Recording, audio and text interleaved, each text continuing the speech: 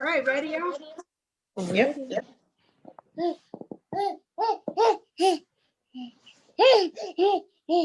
Mm.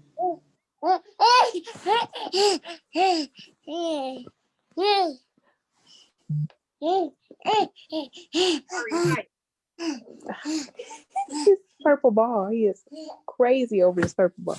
He got all these toys, but the one purple ball is his favorite. That's his. All right. Welcome, everybody. Good evening. We are now featuring episode 2. Episode 2 is entitled Surviving a Pandemic While Pregnant or Breastfeeding. Where are we now? We are doing this tonight because we want to give ear to those who have had experiences in the area and to give education and support to those that are currently going through it as well. We will start out by introducing ourselves. I'm Rakisha Williams. I'm a certified lactation specialist and co-founder of Milk Like Mine. I have 2 children, but they are not in utero or breastfeeding. They're old. And we are here to support you. I'll pass it on.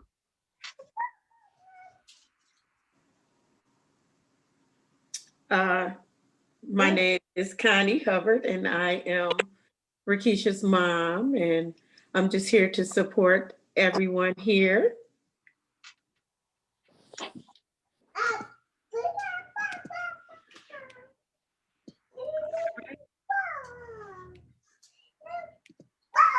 My Go ahead, name is Raven. Tanisha. Oh, Go go ahead. ahead, Raven. Oh, okay, sorry. My name is Tanisha. Um, I am currently pregnant. I'm 5 months. I have one older child who is 6. Um, and so this being pregnant in this pandemic, is twofold for me. Um, but yeah, currently just 2 kids, one on the way. So excited about that. Yes. My name is Stephanie. I am a certified lactation counselor, and I have 2 children. One older, she's 7, and my son just recently turned 1, and he's still breastfeeding. Um, and I'm also the co-founder of Milk Like Mine. All right. Miss Raven. Sorry, my son was trying to turn off the internet. My name is Raven Felix. I work at Valley View as a Bearcat coach. I have 3 kids. None of them are breastfeeding. I'm currently pregnant. What else I was supposed to say? That's it. Anything Oh, that okay. you want people to know. That's it. So we all know that 2020 was a whirlwind of emotions, events, stress happenings, and changes to what we know to be normal. Does anybody want to give voice to their experience in 2020? Now, Raven, I know that you are pregnant now, but you also breastfed in 2020, correct? Okay. Yes. So anybody, is the floor is yours. We can go popcorn style, however you want.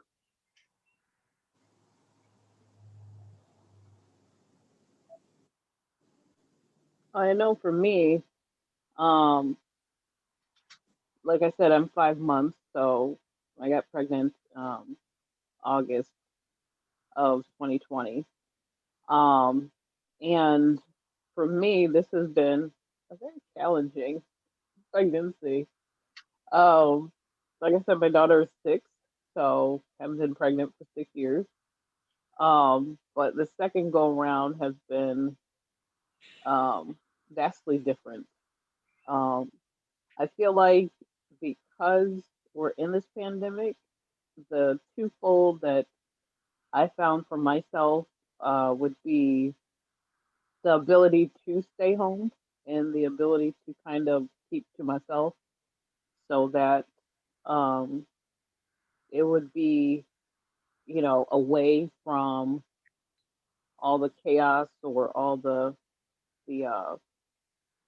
germs, so to speak, Mm-hmm. with this virus. So I feel like that in itself, for me personally, has been a blessing. Mm-hmm. To kind of have this pregnancy to my family and myself. Um, but the difference being, it's been a challenge to, you know, health wise, um, being sick for a while now. For me, just this baby loves to sit on nerves, so it's challenging for me to get up and walk, or I need assistance with stuff like that. Um, so those have been the challenging moments of pregnancy. Just this being vastly different from my first. I feel like my first spoiled me, Mm-hmm. so to speak. And this one has been uh, an interesting challenge. So, um, yeah, pandemic has brought pros and cons to the whole thing, I think. Absolutely. Can you talk a little bit about what your experience has been as far as going to doctor's appointments and the feel that you get from having to experience that during the pandemic? Actually, for me, I love my doctor's office. They are very accommodating. They have been um, sticklers for social distancing, for masks, for hand washing. When I go in there, my doctor has specifically spaced out his patients, so we're not in the office at the same time. So Mm-hmm. whenever I've gone, it's just been me and my husband. That's it in the whole entire front office. And then when they call you back, um, it's a definite separation. So I think with my doctor's visit, I look forward to it because I know the policies and procedures they put in place and that they mean it. Mm-hmm. Even there was an incident where I couldn't find a babysitter for my oldest, and for me, I'm not taking her to no doctor's office unless she herself has to be seen. Mm-hmm. Um, but because we couldn't find a babysitter, and I had to call and say, "Hey, this is a situation," they were like, "Oh, bring her because your appointment, nobody's around," and they specifically um, booked me so that nobody would be around us or her. That's So, huh? that's amazing. Yeah. So I appreciate my doctor's office and the doctor's visits that I've had. So far, they've been stellar for And me. so, anybody else ready to chime on in there? I'm curious, what office do you go to, Tanisha? Oaklawn off Nice. of Beetle Lake. Uh huh. Um, the office managers, every time I talk to them, they have been very accommodating. Um, and I'm getting to know them on a personal level too. They just don't care about, you know, get in, get out. They do, but at the same time, they're like, okay, do you have anything? Do you need anything? When I had to take blood work and I didn't eat because of rushing in the morning, they Mhm. were like, no, don't go anywhere. Here's some juice. Here's some candy. You know, trying to make sure that everything was all right. So, um, it's the same office that delivered my first. So, um, whatever policies they had in place is working for me anyway. As far as like social distancing, making sure that we're not on top of each other. And Mm-hmm. even if there was another person before me, they're quickly taken back as soon as we walk in the building. So, and there's a section, they sectioned off my OB's patients to the rest because it's also a family practice from the other side. So they Mm-hmm. sectioned everything off and separated. So I appreciate that. That's beautiful. I mean, so the intensity has, at least in that particular doctor's office, changed quite a bit, because the height of this, they were like, no spouses, no anything, no, no, no, no, no, no, no. And that was like a culture shock for us. I mean, when it's already rare to have a support system, and then when you do, you get told, nah, you can't bring them. That's, moms getting their ultrasounds and not being able to have their spouses or significant others there with them during that moment is like probably heartbreaking. Um and but it's nice that places have become more reactive instead of more proactive, excuse me, instead of reactive, at least in Tanisha's instance. Anybody else want to give their experience? I can give my experience with breastfeeding. When I was breastfeeding, I was working at the hospital as an acute care assistant, which is kind of like a CNA, and I was actually on the COVID floor. And it really wasn't a difference for me. They had a room where I could go off to myself and breastfeed. I had a place to store my milk. I said breastfeed and pump. And I had a place where I could go and store my milk while I was at work. They made sure I got time to go and pump whenever I needed to. So I didn't really have any difficulties or any cons while I was breastfeeding during, like, when the pandemic started. Um, and then once I left there, I was working at the school, and then we went virtual. So I was able to be at home the whole time with my son while he was still breastfeeding, but then he ended up weaning himself off. So And how did you feel with that, with him weaning himself off? it was weird because none of my other kids weaned themselves off this early. Like, I breastfed my daughter till she was 2, like, in some months. So it was just like, to breastfeed him till he was like 1. It was just like, whoa, are you sure? Like, I wasn't ready, even though he was. I wasn't ready. That's such a common feel. Like, what were you doing? No, this is what we do. Oh, why you want to be grown now? Right. When I need you to stay asleep in the middle of the night, you want to be a whole baby. And I've heard a lot of moms say things like, weaning made me depressed. Weaning made me sad. Or it made me sad way beyond when I thought I was going to be sad. And this is not okay with me. And then you sprinkle a little pandemic precautions and lockdowns and social distancing, and it becomes this kind of a lonelier feeling than what we experienced when we were ready. I don't know that I ever was ready, especially not with my daughter, because she was like, no, I want my cup. And I was like, what you just say to me? I'm full. This is your cup. She's on my cup. And she had this little attitude moving her little neck. And so the moms that I've talked to that have weaned during the pandemic, they're like, I mean, what am I supposed to do now? This was my pastime. This was our bonding. And I was providing immunoprotection to this baby. I need to be able to keep everybody inside my bubble safe. And so we've cracked jokes like, oh, use your excess milk, pour it in people's cereal first thing in the morning. They'll never know, and things like that, just to try to make it light as we meet together or talk amongst one another in need of support during that time. Raven, have you had very many doctor's appointments since you found out you were pregnant?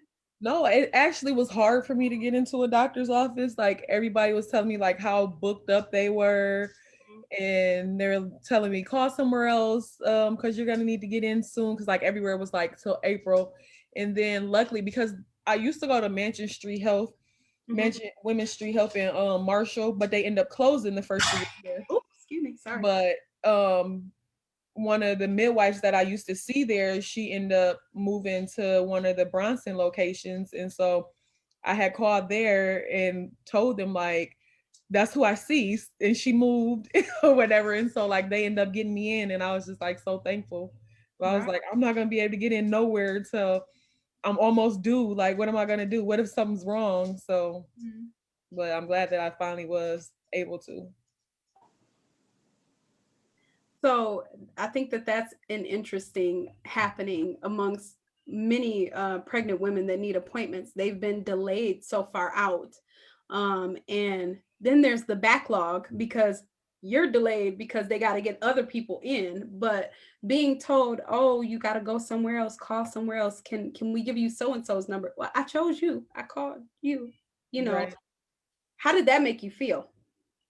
I cried because like the main place that they like suggested to me, I didn't want to go there just because of past experiences. So I was just like, I do not want to go there if I don't have to. Like, so I was just like calling everywhere, and like everybody was telling me the same thing. And then I ended up just calling the first place that I really want to go over again. And I ended up talking to somebody else, and she was able to get me in. That's beautiful. It almost takes your autonomy of your pregnancy away when they tell you, no, call somebody else or call them. No, I didn't want to go to them. And so we're forced into these boxes kind of with the pandemic that we didn't create ourselves. They're just being put around us and we're looking at the walls like, how do we get here? This is not how it's supposed to go. And Tanisha, you unmuted. Did you want to say something? No, I was agreeing with Raven wholeheartedly because um, the only way that I got into my doctor was because I was a previous patient. And I called, no, a friend of mine called me. She's not pregnant, but she had said, hey, is your doctor taking new patients? I'm like, I'm pretty sure he's not. Because she called around, just like you, Raven, for other women's needs, and she got the same thing. But I also experienced that more so with, I'm trying to think ahead to, okay, who's this baby going to see pediatric wise? There's certain places I don't want to go, especially because of this pandemic and the traffic flow that will be. So I called a couple of places, like you said, Raven, and they're like, no, we're not taking new patients. No, we're not taking, new people. And I'm like, now, granted, my due date is like in May, but my thing is if I can get it earlier and at least, kind of have a conversation with them, that would be nice. But just like you said, people are being put in boxes because of this pandemic. Mm-hmm. So I agree with Raven. It's hard out here trying to find a doctor It is. to help with your needs. It is so hard, both your needs and your baby's needs. After they're born. I didn't even think about that. I'm glad you said something about that. I need to get on that too. Stephanie, It's funny, like, go ahead. What were oh, you go saying? ahead. Go ahead. No, it's like I didn't even think about it until I got a something in the mail about my daughter. They switched her doctor, um, and I'm like, who is this person? We got to research. And so I was thinking, okay, I'm with a doctor that I really like. Maybe I can switch her over so that we'll all be in the same office, and I don't have to go here or go there. Mm-hmm. But when I asked about pediatric visits, they're like, "Oh no, we're no, we're not taking new patients right now." So I'm like, "Oh, how is this going to be when they do have time for delivery?" And the hospital's asking who's the primary caregiver, and I'm like, Yeah. "Oh." So yeah, that just got me started thinking early. Yeah. Miss Stephanie, our current breastfeeder, tell us, ma'am. So I delivered in December of 2019. So there was, rumors of it in China, COVID, and then I think like closer towards my discharge and getting back home, because we were in the hospital for a while because he came early. So I had that factor to worry about. So now I have a preemie. Flu season was at its height. I mean, you would think the quarantine started back then, because they were advertising like nobody else at the hospital with you. You know, we don't want a lot of people passing traffic through here. You just had, you know, your baby a month early. So they were already like, whoever's here, stay here. Whoever's not needs to go home. Mm-hmm. So that was tricky. But then it was I was exclusively pumping at the time, and I was filling the hospital's freezer to where they were like, you got to take this home. We don't have room for nobody else's milk. You're filling it up. And I mean, nurses would come in and be like, you pumped again? And I'm like, yeah, I'm every 2-3 hours. Is how often my baby eats. Mm-hmm. So they were getting frustrated with me. They were supporting me, but frustrated at the same time. Mm-hmm. So I would have his dad take milk home, and then when I got home from discharge a week later, my freezer was full. So at this time, the pandemic had started. We just found out it was in California. It's spreading all these different places, and people are going out, and the toilet paper thing was happening. Who would have thought that it would be hard to get a deep freezer? Who would have thought? I mean, I order one. I couldn't buy one from a friend. I couldn't go. I called all stores because I had nowhere to put it. So I had to split my milk up between 3 households. And I mean, they were getting mad at me because they're like, okay, well, we can't buy no food for the pandemic because your milk is in the deep freezer. Like, I filled 3 freezers. Oh. Because I was exclusively pumping. And then once he got to breast, that died down. And then March, when everything quarantine hit, is when I went back to work. So that was adjustment too. Just, you know, being cautious, if it gets here, am I going to bring it back home? You know, I was really adamant about getting him to the breast and making sure that he had everything he needed, because I didn't want to supplement. I wanted to make sure that I was able to provide him with those antibodies. So I felt a lot of pressure, and my numbers kind of changed given I had 3 freezers full. I was like, one day it's going to run out. He's going to need all this, and I need to be ahead of the game.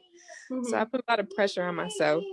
And then he had some difficulties where we had to go to specialty offices. So just seeing how all the different offices ran, some were like, no, you have to come by yourself. Some were like, okay, you can come with both parents.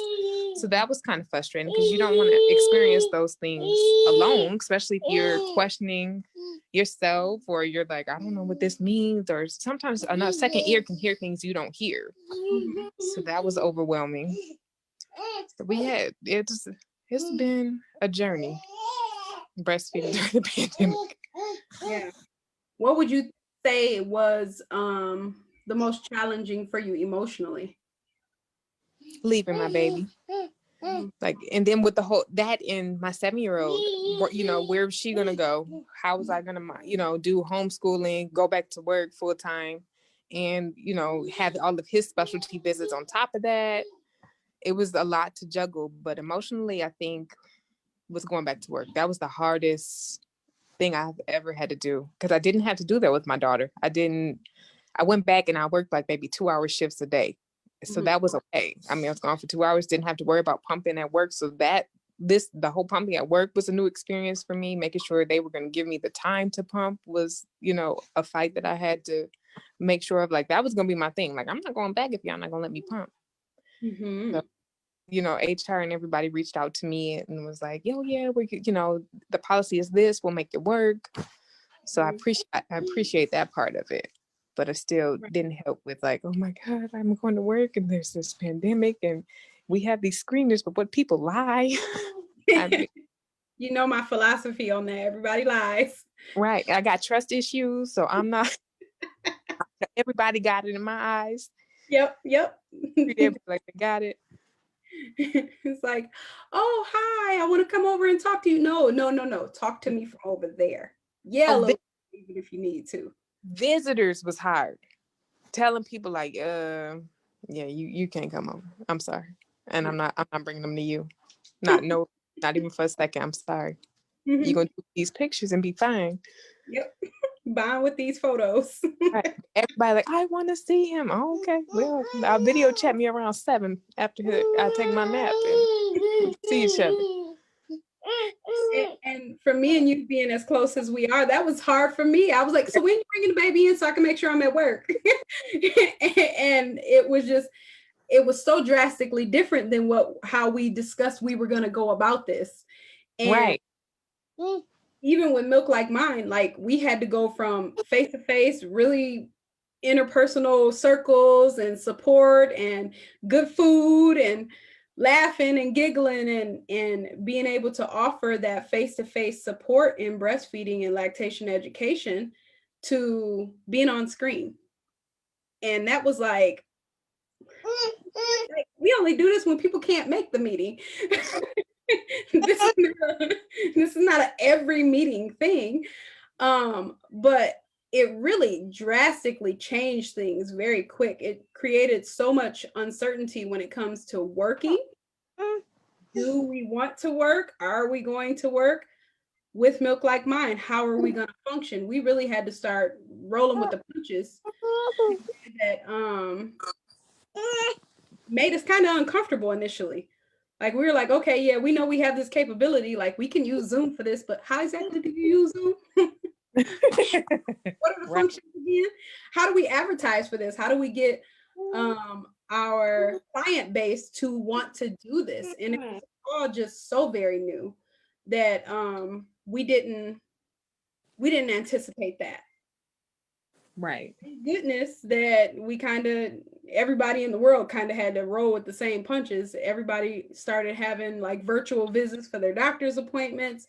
So it was easier to kind of say, hey, we do the same thing, but still, meeting attendance and different things like that. If we don't have the right meeting time, then we don't get to offer the support. And when you said about the visiting, it's like, you might have somebody that already suffered from some anxiety or some lonely issues, and then you tell them, you got a shelter in place. And also, I know I just had a baby and we normally do this whole family thing, but no, not this time. Not this time.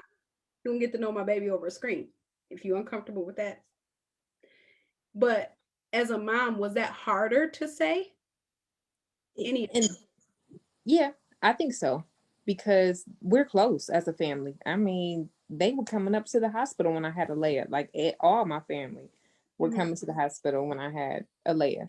And then this time, nobody really came because they were scared. Like, okay, we don't, either they had most of my family had the flu because we're so close, we spread it to each other. So mostly everybody, had the flu, and they were like, nope, he's early. He's they were kind of scared. Like, he's a preemie, don't want to chance it. And then once, we got word that the virus was here, it was more people like, nope, we're staying away from him. We're not going to, bother him. I did have people who were kind of persistent, like, I can't come over, or no, you cannot come over. Most of my family did not see Ari until he was, I'm going to say closer to 6 months. Was the first time that they were like able to see him and hold him. And so they kind of missed that beginning part. And they missed like, seeing him as a newborn. I mean, I still haven't handed out newborn pictures yet, so I'm still getting yelled at about that. Like, when you gonna mail them? I'm like, I just mailed my holiday cards the other day, so it's in there. It's with that group. Anybody else? Was it really hard for you to just be like, no, you can't come? I forgot I had COVID during it. So like breastfeeding, I was scared because I was like, is my baby gonna catch it? Like, because they were like, do you have kids? And I'm like, yeah. And they're like, okay, well, you're not gonna want to be around them. And I'm like, well, I breastfeed. Like, do you guys know anything about that? And like, nobody knew anything.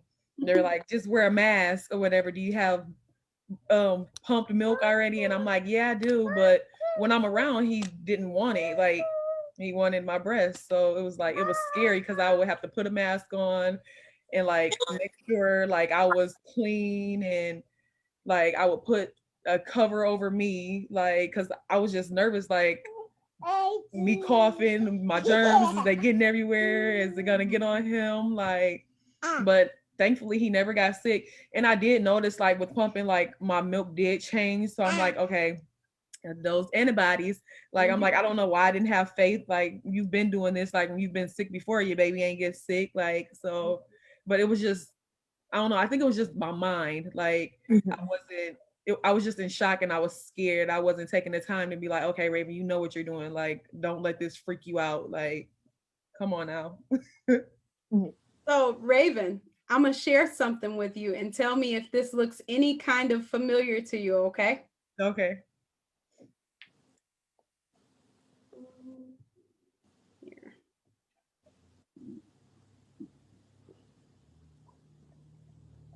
Can you see that? Yeah.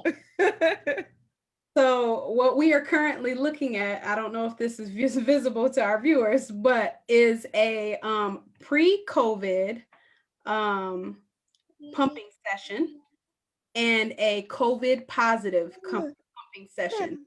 Notice the very drastic difference in the color. Her COVID positive pumping session looks almost green. Yeah.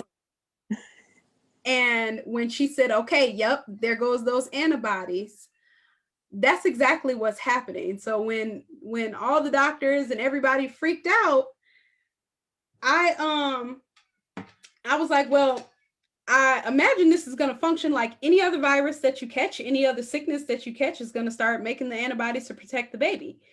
And as long as the mother is precautious enough, wearing the mask and doing the showers and different things, making sure, like you said, Raven, like you were clean before you started, this shouldn't be the big problem. There shouldn't be any mother-baby separation.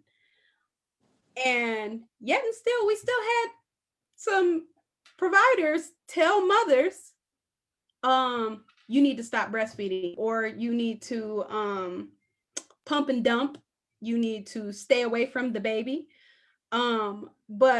And this was like devastating to mothers. I had a mom tell me that she was told that in the ER, and I was like, no. And they're supposed to be educated on this by now, because this was later after the CDC had come out and said it, no, we want you to continue to breastfeed. And they were actually the doctors were starting to study the breast milk components to see if there were antibodies in there. And so it was just it's fascinating to see the change, but to hear you say it as you had it, and the experience with that is just, it gives glory to what our bodies can do. Right. I think that was another concern for me too, because I was going back to work right when the pandemic had started. Mm-hmm. And it's, what do I tell my moms? What do I barely know anything about it? So what do I, advocate? So I definitely was doing a lot of research to say, making sure it was safe, always checking the CDC website to see, am I supposed to encourage these moms? And even now with the introduction of the vaccine, I get a lot of moms calling like, is it safe? When it's my turn, am I able to get it? So it's a lot of re-education for myself, and then, advocating for the baby. Is it the best decision for mom and baby? I want to really, and Tanisha, did you want to say something? I seen you unmute a little bit back.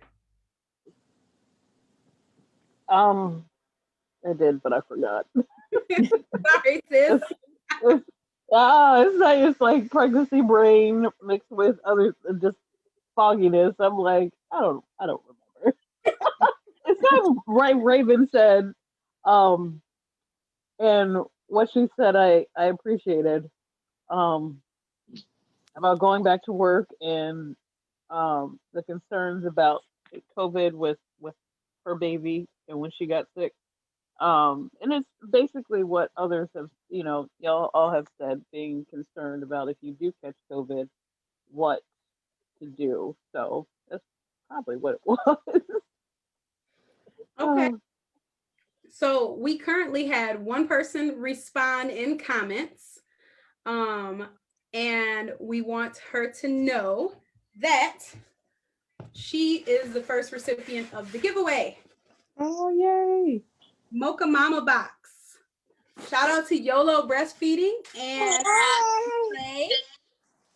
She's an IBCLC doing big things in the Flint area. She has a website where you can purchase these, and we've shared it on the Milk Like Mine Facebook page. And so, Miss Travana, we will be in touch with you so we can get your info and drop your gift. We will be doing things like this, giveaways, just kind of randomly, but you can rest assured that every spilled milk episode that we have, there will be some sort of a giveaway. So spread the word on that. So let's talk in terms of stress. Much higher than normal. I mean, because all of us on here had been first time parents before, and all of us here are either working on our second baby or have had our second baby already. Would you say that just functioning in your own headspace was much worse?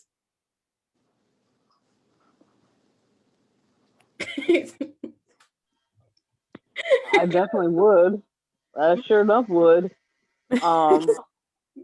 Just for my personal experience, like I said, the second one has been challenging because I've been sick for a while. I know, Rakisha, I talked to you about it for a minute. And every time he would be like, "How are you doing, sis?" I'm like, "I'm hurling," or "I'm doing this," or "I'm doing that." Yeah. So the sickness was unreal for me. Not being able to eat, the food aversions were so much higher. So those two things were like stressing me out completely. Like, Mm-hmm. is my baby getting enough Mm-hmm. food? Is she getting enough nourishment? Am I getting enough nourishment? I started getting headaches because I feel like I was getting dehydrated or something was happening. So just health wise and not being able to function properly, um, my best properly, and then with this whole schooling, um, that was another added stress on top of that. So Yes. just layers on layers on layers, and I'm like, how do I handle, being pregnant, sick pregnant, Mm-hmm. and this crazy schooling? How do I go through this journey, um, and not be completely bonked out? Um, so I think the stress level during this pandemic has been high, and not just stress, but the anxiety and the worry. Um, Having to kind of taper that down, and my mom was like, she finally called, and she's like, just handle what you can handle, and just leave the rest. You can't do more than what um, you're capable of. So stop adding to your plate that doesn't need to be added to. I took those words to heart, and the stress, even though it's still there, and the worry and anxiety is still there, I try and taper it down.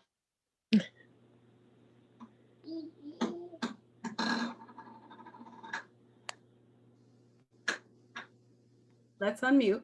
Anybody else want to talk about how you function in your own headspace with the stress?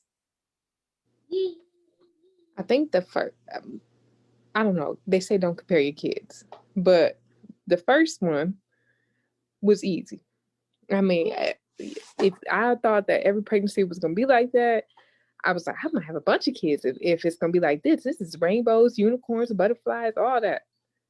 And then this son of mine comes into the picture and has a whole nother ball game. And I'm like, I will never do this again. Who told me it was going to be like this? Otherwise, I would have reconsidered. So, I mean, he's got me so worried on every level about everything where I wasn't like that with the lady. I mean, I was, the normal first mom, like, everybody wash your hands. Here's a little hand sanitizer for you. Now I'm overdoing it, spraying people down, taking their temperature. Now, when's the last time you coughed?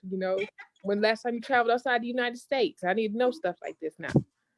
So it was different, like totally different. Even now, I'm still like questioning my mom, like, how much did he eat today? Did you feed him enough today? Did you, what did he do? What was his activity level? Mm-hmm. Whereas with the layout, I was like, okay, just a normal day at grandma's house. Mm-hmm. So I don't know. That second one, I don't know if it's the second one or if it's the boy after the girl or whatever. It's baby number 2. They a whole different thug. Oh. I don't know. It just woo.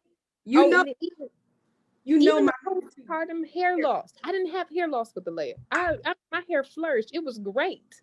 This son of mine, I don't know if I'm stressed out and it's falling out or what it is, but the postpartum hair loss, that freaked me out. I was like, okay, either I got a disease or something. and that's one thing I think that we don't talk about, and about the hair loss. Like, no, why nobody didn't anybody warn me? But my hair loss with my second one started during pregnancy. I was like, you know what? I don't know why this feels so light over here and it's so heavy over here. We gonna have to even this out. And I literally like cut, my hair was like, and so I was like, okay, we gonna keep it even, Steven. We got to do something different. But them second babies, they a whole different worry and a whole different ball game. I don't. Yes. And then when I Googled it and it's like, it takes about a year for it to grow back. I'm like, oh no, they got the wrong one.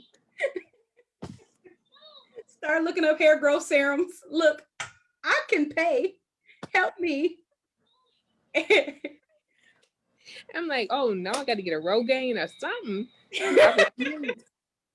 I refuse to have this problem.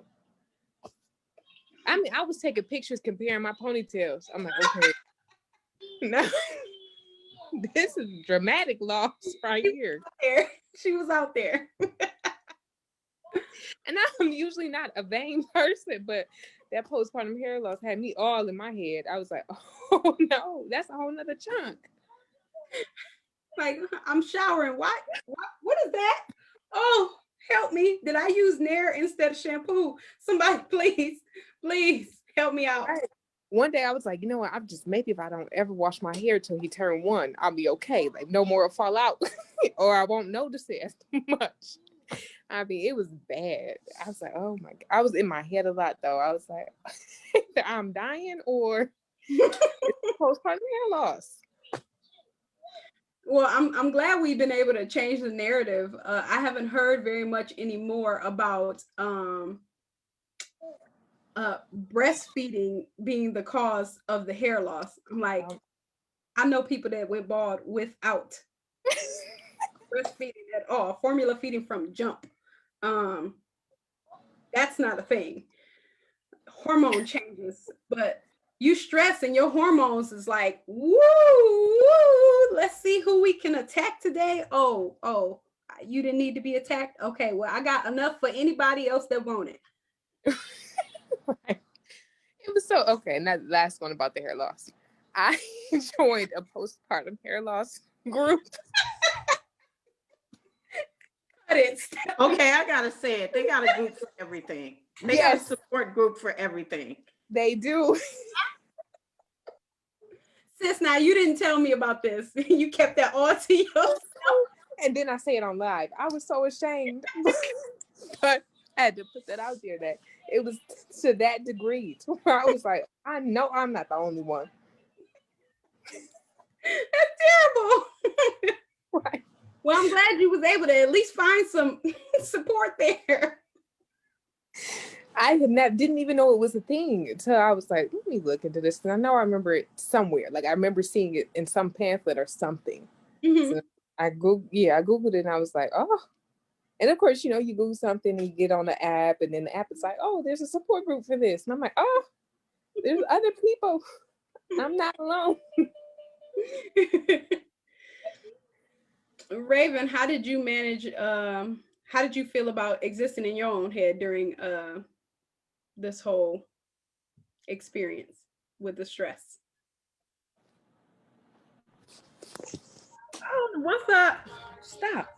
Once I like got over having it, it was like I didn't really stress no more because I'm like, okay, I had it and my kids didn't get it from me and they were like all up under me in my bed and everything.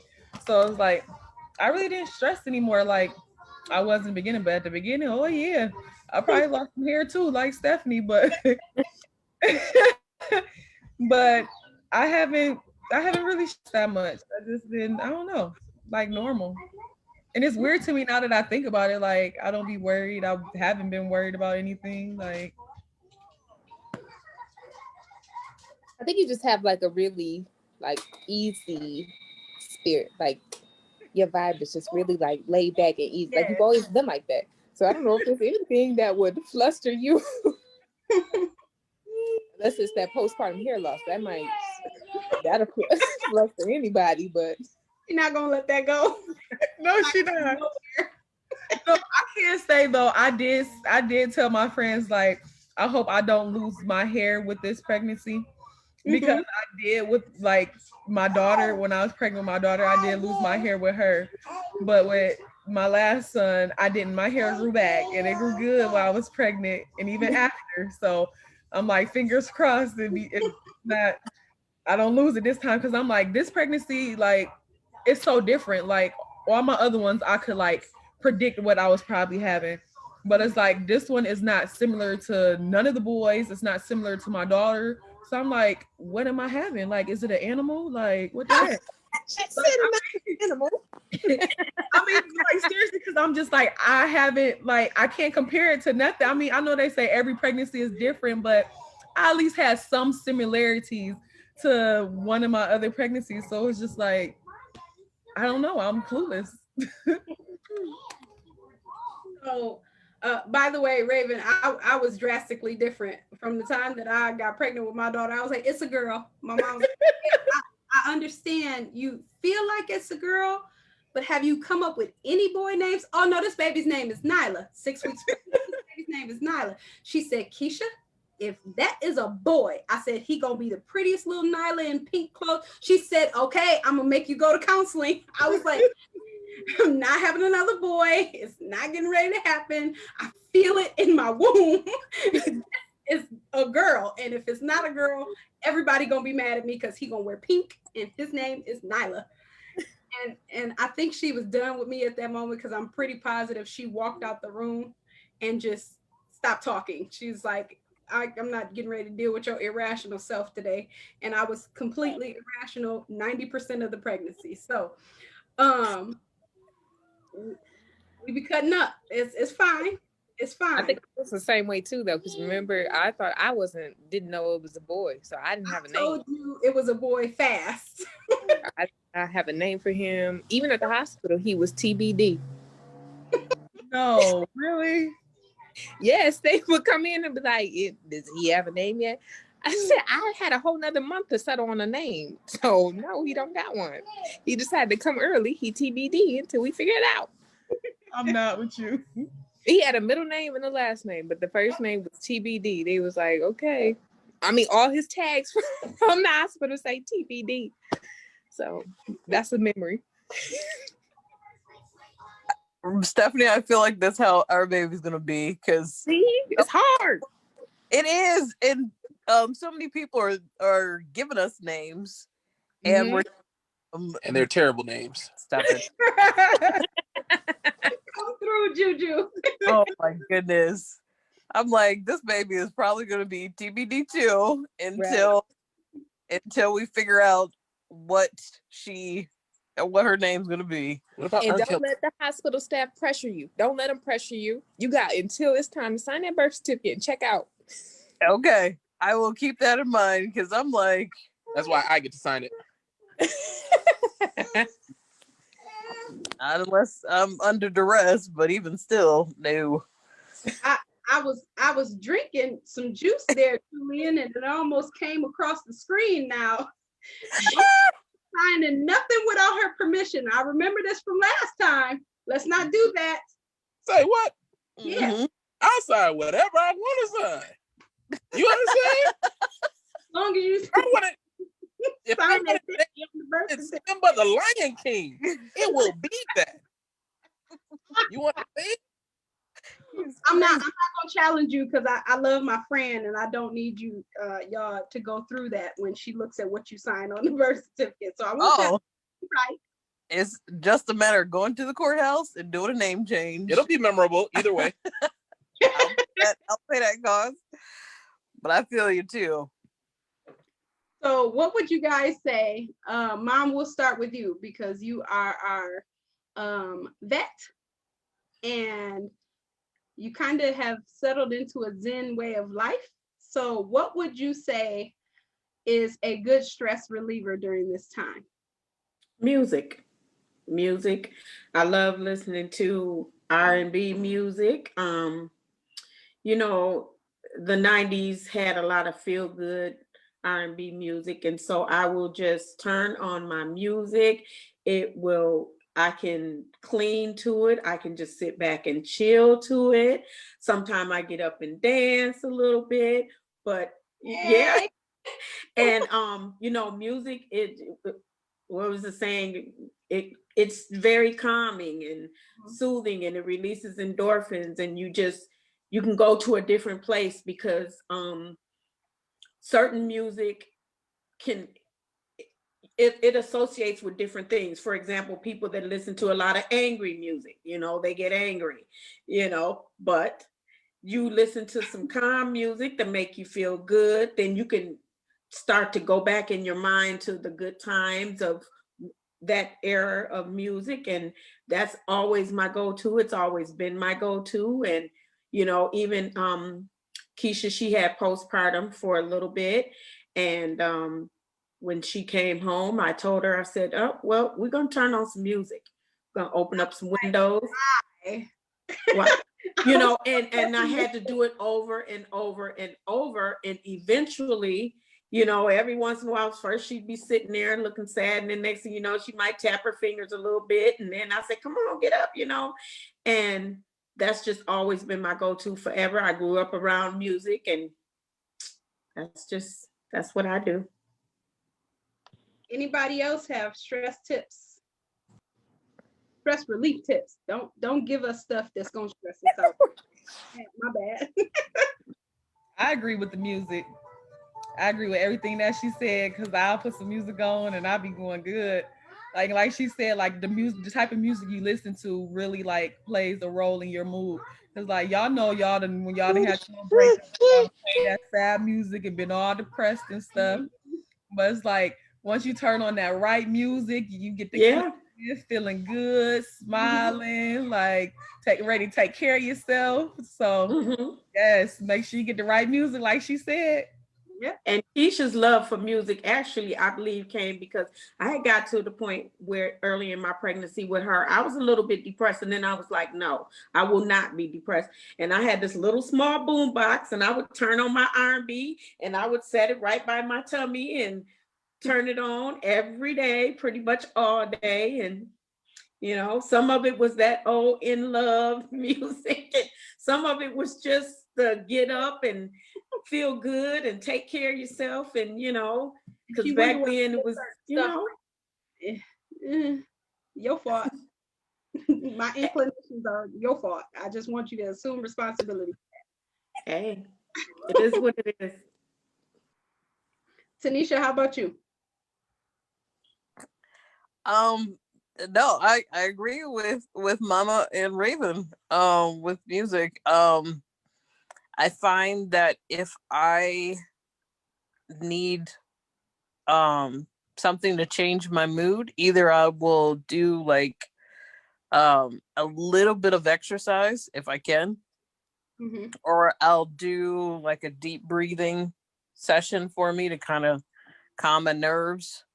Or I'll put on, for me, I love jazz, or Spanish or Latin music. Something about that beat. I just be rolling to it, doing all kinds of hustles with it, and I'm like, I need to move. So Spanish and Latin music, I have a complete playlist on just that. So I'll pop that on, and we'll just be going and dancing. So if I can, because if this baby is sitting on nerves, I'm in bed. But if I'm in bed, I'm still dancing. My girl. move something. So I agree with Mom and Raven. Music has been a go-to, plus, a little bit of exercise if I can. Okay. Stephanie? I'm gonna say both, or driving too. Like going for a drive somewhere, whether it be just down the block, or I know it wastes gas, but it's something soothing about driving for me. I don't know why that is. Like it just does something. But you know what? I have to have my music playing too. Like I have to play the right music and drive at the same time. So I think music is very therapeutic. And then occasionally, if I'm angry, I prefer to work out just because I can burn off that. It just changes your mindset and it just makes you feel better instead of like dwelling on it. But So that's how Stephanie got snatched back in shape, y'all. She was mad, working it out. She just slid it in there. I'm just clarifying. Well, maybe I need to get mad then. What you say? We gonna all get mad together. That aggression, you got to get it out somehow. Yeah, we gonna use exercise as the I used to be a stress eater. Like I would be eating ice cream, cookies, cakes, pies. I have it on hand. I mean, let me get this, or let me get these bag of chips that I don't need. But I turned it around because I feel like health-wise, I'm getting older. Yeah. So I got to start doing right. Yeah, I feel like if you have a hobby too, you can do that. Like I like to craft, and like when I'm stressed out, I'll go and I'll just like make something or start doing some crafts or something, and it's like it'll take my mind off of whatever I was stressed out about. That's a good one. Crafts is a good one. I found that like take time to just breathe, pray, because Prayer is the number one. Yes. If I don't pray my way through a situation, I'll be so dark and twisted. I'm just looking at myself in the mirror like, who this? What is going on with you? You all right? No, you're not all right. Okay, we can tell. Let's pray our way through this and try again tomorrow. Binge watching shows. Yes. And it's more mindless happenings. You just really just trying to do something that's not stressful, doesn't require you to do nothing, and you're able to just relax. But I think that one thing that I've learned over time is talk to people. Stop holding it in, because holding it in gonna clog your arteries and mess up your heart, and we ain't got time for that. We young, well, I'm sort of young. But talk things out, especially when you have something in common with somebody. Like when we have our sister to sister club, just let everybody sound off. Hey, we have an idea in mind of what we want to talk about, but it's y'all's ball game. And it creates that camaraderie where nothing you say is judged. And you might say something and everybody at the table like, oh, that's happening to you too? Well, yeah, can we talk about that? Yes, absolutely. And it just creates a freeness where existing pandemic has kind of had us all bottled up and closed. Yeah, I totally agree. Cause like me, when I'm going through something, I'm the type of person to usually like hold it in and everything. But it's like it seemed like lately, every time I was going through something, it's like Rakisha, you always knew, and like you were always there, and like just talking to you, it was just like give me a different perspective. And like I don't know, I'm getting all emotional. It's that pregnancy stuff. I'm about to cry, but like no, like you were just like you knew like exactly what to say. You wouldn't just like tell me stuff to just like make me feel better, but it was like just to be able to vent to you and let you know what I was going through, and then just have you there just like talking to me, supporting me, checking on me. Like it just felt good because it's like I didn't have nobody to talk to. Like I don't open up to just anybody, but it's like I knew I could trust you. I can confide in you. And it was just like it's good to have somebody like that you can just like talk to when you're going through something, because holding it in is just like it's not good. Like you start being angry at everybody. Like you take it out on your kids, they ain't did nothing to you, take it out on your spouse, everything. Like so yes, like you said, definitely talk to somebody if you can. Yeah. I think that the camaraderie has been the silver lining to existing in a pandemic during this time, whether you're pregnant, breastfeeding, or not. We were able to establish camaraderie across several different areas. Our sisters at MIBFN, they are on it with us. And I don't know that we would have got through the beginnings of this pandemic without them, and still very much to this day. But being able to connect with all of you guys, Raven, you said that I help you, but whenever me and you talk, it helped me too. Because it just kind of helps me reaffirm different things that I know, or reflectively things that I've gone through, and lets me see how far I came, and that's where we have that each one teach one model. If you know something, show something. And that part really might change something for somebody drastically. So nobody should ever walk around feeling like they got nothing to offer, because as long as you here walking and you breathing and you're experiencing life, you have something to say that might change somebody's day or life. You don't know. So as it is, I want to first say thank you to everybody that viewed today and those that will view in the future. This will stay on our not our website, on our Facebook, for everybody viewing. And we have Facebook, Instagram, and we now have a Milk Like Mine store. Woo! And you can find the link to that on our site as well. We meet twice monthly, once for the coalition meeting, and that is open to anybody in the community that wants to help change things, change disparities, change the way breastfeeding is viewed, so that we can normalize that. But ultimately, any of the change that we are striving for is there to bridge that disparity, so that babies of color can grow stronger, mothers of color can be supported well and educated, and so we can turn this thing around. Every second Saturday of the month, right around 6 o'clock, we are open to time change, though, and every fourth Thursday of the month at 7. But again, according to what the people in the community's need is, we can adjust that for you. We also have www.milklikemine.com. Check out the website. There's been lots of updates. It has been a pleasure, ladies, and thank you all for coming. Thank you for having me. Thank you for inviting me also. Got it. You want to close out this, sis? No, it was awesome. Thanks for listening to my postpartum hair loss story. Hey, people need to know the truth. People need to know it's real. It happens, because I want to bring awareness. See, that's what I'm gonna bring up in my support, in the hair loss support group. Like, we need to bring awareness to this, because this is a topic that is just not talked about enough. And I think it's because people get ashamed. Like, yes, we don't throw a protective style over this and pretend like it's not happening. No, let's talk about it. yes, we're not putting wigs on no more. We're not hiding our edges. We are coming out. And that's not. Hey, I ain't ready for that. I still might hide mine. All right, right. Well, when you're ready, we are ready for you. Okay. Okay. Well, it has been a pleasure, and we will see you guys in episode 3. Stay tuned. Peace out. Bye. Bye.